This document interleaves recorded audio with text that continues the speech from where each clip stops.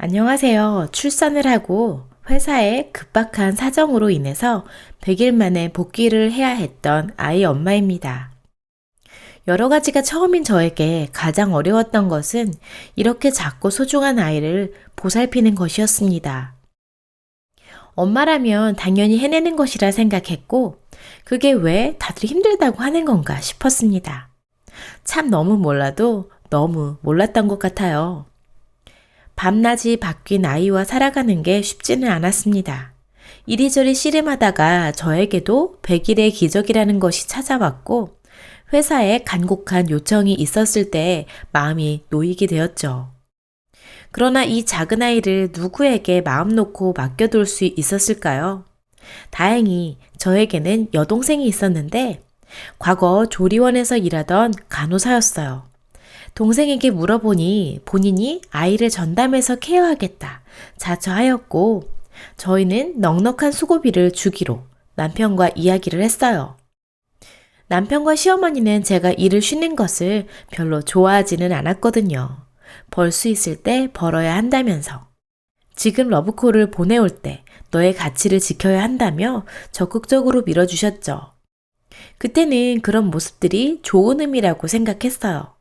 남들은 살림은 기본, 육아와 직장까지 감당하라고 닥달하는 시댁도 있다고 하던데 저는 회사만 잘 다녀와라. 그러면 나머지는 본인이 하겠다며 걱정하지 말라고 하셨거든요.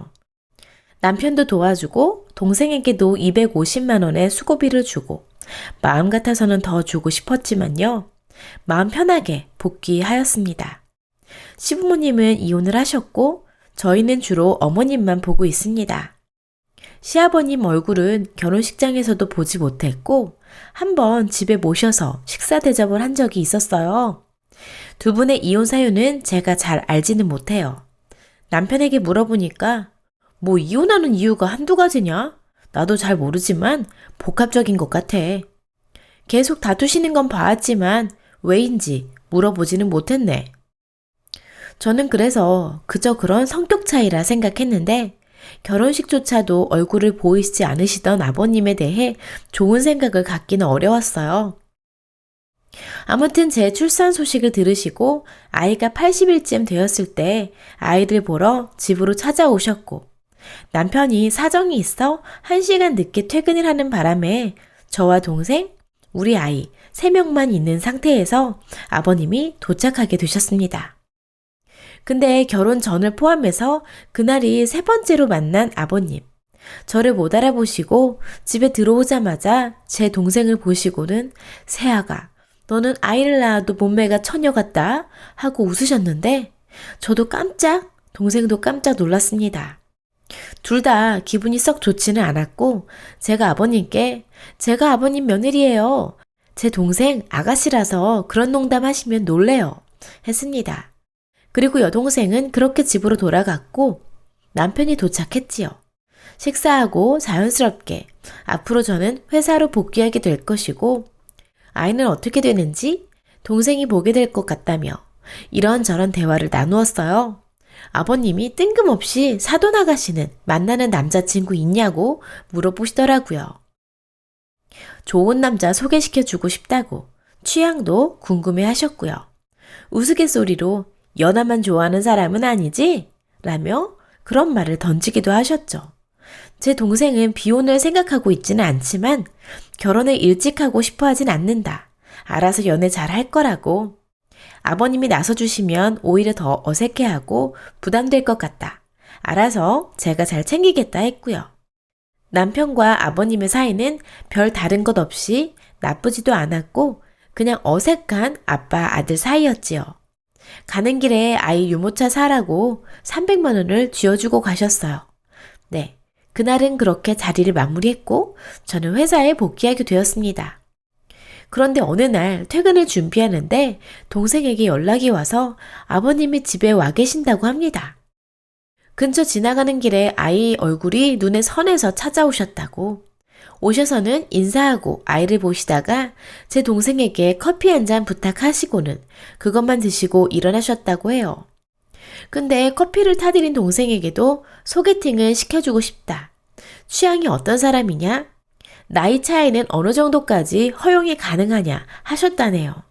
제 동생이 특별히 보는 취향이 있거나 특정하는 나이는 없지만 지금은 남자를 만나고 싶지 않다고 당분간 조카 보면서 지내다가 본인도 병원 쪽 일로 다시 돌아갈 것이고 연애는 그 이후에 생각하고 싶다. 말씀은 고마운데 마음만 감사히 받고 거절하겠습니다. 하고 나름대로 공손히 대답을 했다고 해요. 공손에도 선을 그었다 생각합니다. 그렇게 커피 드시고 가셨고 총 시간이 10분도 되지 않았다고 해요. 저희가 없는 집에 연락도 없이 찾아오신 아버님. 남편에게 연락 받았냐 했더니 전화는커녕 톡으로도 연락이 없었다고 합니다. 그래서 당신이 딱 잘라서 말씀드려라. 우리에게 연락하고 오시라고. 행여 헛걸음 하실 수도 있고 동생도 너무 어색하지 않았겠냐 했더니 알겠다. 그렇게 전하겠다 했지요. 그리고 200일 정도가 되었을 때 동생이 우리 아이를 유모차에 태우고 동네 한 바퀴를 돌고 있는데 아버님을 또 만난 거죠. 지나가는 길에 아이 한번 보고 싶어서 혹시나 하고 들렸는데 다행히 사돈처녀를 만났다며 저희 아이를 한번 안아보시더랍니다. 근데 때마침 우리 딸이 응가를 했고 기저귀를 갈아주러 집으로 함께 들어오셨다고 해요. 동생은 아이를 얼른 씻기고 옷을 입히고 아이는 혼자 뒤집으면서 노는데 아버님이 가시지 않고 제 동생에게 할 말이 있다고 가까이 다가오시더랍니다. 지금부터는 아버님이라는 말을 사용하지 않겠습니다. 역겨우니까요.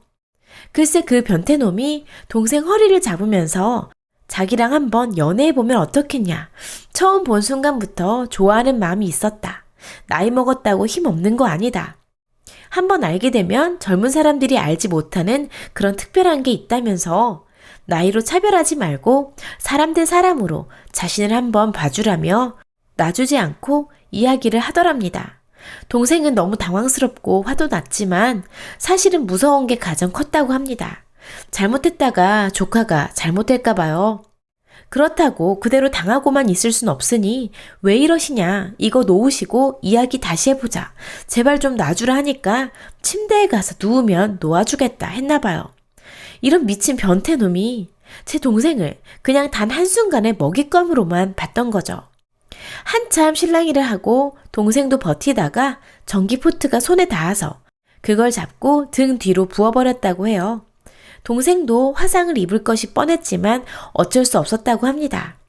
피가 펑펑 어딘가 나기 시작하고 그 변태놈 정신을 잃은 거 보고 무서워진 동생은 제 아이만 데리고 제대로 신발도 못 신고 나왔는데 마침 지나가던 경찰분께 자기가 사람을 죽였다고 도와달라고 도움을 요청했고 집이 난리가 났네요. 아 정말 가만두고 싶지 않은 이 인간 코뼈가 완전히 박살이 났다고 하는데 동생 등도 덩달아 화상이 말이 아니었네요. 그 인간 한다는 말이 먼저 꼬셨다고. 애 시키고 기저귀 가는데 엉덩이를 들고 하는 게 꼬신 거라며. 그날따라 눈빛도 달랐다며 본인은 억울하다는 그런 말만 하고 동생은 온 몸을 덜덜 떨면서 말을 하는데 저야 당연히 동생 말을 믿었죠. 회사 조퇴하고 달려온 남편이 왜 조용히 해결할 수 있는 일을 경찰까지 불러서 이렇게 일을 크게 만드냐고. 처제 생각이 있냐 없냐. 이러면 우리가 동네 창피해서 어떻게 사냐. 하는데 어머나 기가 막혀서. 그리고 본인은 증거가 없으면 아버지 말을 믿을 거라며 평소 본인도 처제 기저귀 갈 때 엉덩이 들고 왔다 갔다 하는 거 나도 보고 놀랬다. 하는데 시어머니께서 마침 도착하셔서 그 이야기를 듣고서는 남편놈의 뒤통수를 후려 갈기시네요. 야 이놈아 무릎 꿇고 기저귀 갔는데 엉덩이 안 들고 하냐. 내가 하는 거 못 봤냐? 지는 기저귀 한번 갈아본 적 없으니 이딴 소리를 하지. 젊은 아가씨가 그 와중에도 조카를 지키겠다고 그리 뛰어나온 거 보면 상황 파악 안 되냐. 지 아빠 나쁜 짓 하다 걸려서 감옥 갈 때도 아빠 편 들더니 이런 식으로 나온다 하네요. 어머니와 따로 나와서 이야기하는데 일단 동생 치료비는 모두 어머님이 하시겠다고. 젊은 아가씨가 몸에 흉터 생기면 안 된다고 마음 추스려를 하셨어요. 일단 고소 절차 밟기로 했고 그 또한 어머니가 도와주신다 하시네요. 동생 등에 입은 화상은 심한 편이었고 안정이 필요할 것 같아 입원실을 1인실로 해주시고 그날 저에게 깊은 이야기를 해주셨습니다. 그 변태, 그놈이 본인이 집에서 애 키우느라 회사 그만두고 집안일 하기 시작하면서부터 본인을 무시했고 악담과 폭언을 했고 밖으로 나돌기 시작했는데 그러다가 불법 성매매로 걸려서 곤욕을 치르고 그 이후로도 정신 못 차리고 여자 화장실에 숨어 있다가 걸려서 결국은 감옥에 가면서 이혼을 하게 되었다 합니다. 하나밖에 없는 아들은 아빠가 불쌍하다는 말만 했는데 아들 입장에서 잘 모르니 그렇게 생각하나 싶었는데 오늘 보니 이놈도 아닌 것 같다. 시어머니 입장에서도 어른의 입장에서도 이것은 아니다. 너가 힘들겠지만 마음 단단히 먹고 이혼을 해라. 내가 도와주겠다 하셨습니다. 그 때문에 저에게도 일을 하라고 하셨다고요. 행여나 본인처럼 무시당하며 그렇게 살까 봐요. 저건 사람들이 글렀다며 대신 눈에 넣어도 아프지 않을 내 손주만 가끔 보게 해주라. 아들 잘못 키우고 남편 잘못 만난 죄로 이렇게 미안하다는 말밖에 못해서 너무나 미안하고 사돈처녀에게 미안하다고 그렇게 한참을 오열하셨지요. 이혼한 지 10년이 넘었고 가족들에게도 소문이 다 퍼져서 저에게 굳이 말 안 해도 된다고 생각하셨던 게 남편은 시아버지 연락처를 모른다 생각했다네요. 그래서 이렇게 한 번씩 만나고 있다는 거 이렇게 알게 되었다며 계속 저희에게 머리를 조아리십니다. 저희 자매는 사실 부모님이 안 계세요. 몇 년 전 비가 많이 오던 날 동네 개천이 불면서 두 분이 함께 사고가 나셔서 돌아가셨거든요.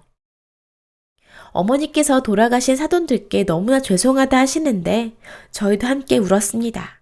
그 변태놈은 수사하는 과정에서 본인이 했던 거짓말이 들통나게 되고 핸드폰 속에 있던 제 동생과 딸이 산책하던 모습이 찍힌 사진과 영상들이 발견되면서 계획된 범죄로 밝혀졌네요. 아마 가중처벌을 받게 될 듯 합니다. 남편은 시어머니에게 엄청난 악담을 하면서 아버지 다시 감방 생활하게 만든 건 다 엄마 때문이라고 하는데 살기가 느껴지더라고요. 어머니는 정말 철저하게 제 이혼과 동생의 편에서 움직여 주셨어요.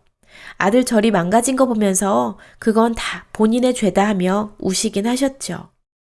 시간이 흘러 이혼 성립이 되었고 꾸준히 상담을 받은 제 동생은 웃음을 되찾았네요. 아마도 한 번씩은 그 상처가 떠오르겠지만 저희 잘 살아보려고요. 지금 저희 어떻게 지내는 줄 아시나요? 어쩌면 서류로는 남남인 저와 제 동생, 그리고 시어머니가 함께 지내고 있습니다. 애아빠는 젊은 여자와 동거 중이라는 이야기를 들었는데 덕분에 저에게 집착은커녕 연락 한 번이 없죠. 알아낼 길도 없고요. 지역을 이동해서 지방에서 지내는데 어머님을 모셔왔어요. 저희 자매가 엄마라고 부른다 하면 이해하실 수 있을까요? 상상하실 수 있을까요? 어머님 말로는 짐승 같은 전 남편과 닮은 그 아들을 밀어내니 두 딸이 생겼다며 좋아하시고 저도 한편으로는 남편을 버리고 엄마가 생긴 마음도 듭니다. 물론 어머니 마음속에 그래도 아들이니 한 번씩 생각나시고 속이 상하시겠지만 되도록 언급 안 하려 하고 있고 되도록 저희가 지금 누리는 이 작은 행복이 지속되기를 바랄 뿐입니다. 변태놈 욕하다가 어머님 자랑으로 끝나니 이상하시죠? 저도 일기장 하나하나 넘겨가며 쓴 거라 부끄럽고 어색하네요. 엠마 언니에게 이 사연 보내며 잘 읽어주시리라 믿어봅니다. 감사합니다. 네, 여러분. 정말 쓰니 글 읽는데 고생 많으셨다는 생각만 드네요.